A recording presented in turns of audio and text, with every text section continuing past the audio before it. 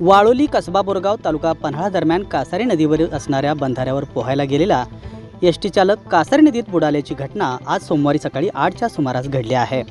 पोहाळेतर्फ बोरगाव तालुका पन्हाळा येथील नारायण धोंडराम जाधव वय 52 हे गेल्या 25 वर्षापासून संभाजीनगर आगारात एसटी चालक म्हणून कार्यरत होते। कामावर जाण्यापूर्वी कासारी नदीत पोहण्याचा आंघोळ करण्याचा त्यांचा दिनक्रम होता। नेहमीप्रमाणे आज सकाळी 6:30 वाजता एका पिशवीत कपडे घेऊन वाळोली बोरगाव बंधाऱ्यावर ते गेले। बंधाऱ्याचे दरवाजे धरल्याने पाणीसाठा मोठ्या प्रमाणात झाला आहे। या ठिकाणी नदीत बराच वेळ ते पोहत होते। अचानक त्यांची दमछाक झाल्याने ते बुडाल्याचे प्रत्यक्षदर्शींनी सांगितले। बंधाऱ्याच्या वरील बाजूस बुडालेले जाधव दरवाजातून बंधाऱ्याच्या खालील बाजूस गेल्याचे काहींनी पाहिले। जाधव घरी न परतल्याने कुटुंबियांनी ग्रामस्थांच्या सहकार्याने शोधाशोध केली, मात्र त्यांचा थांगपत्ता लागला नाही।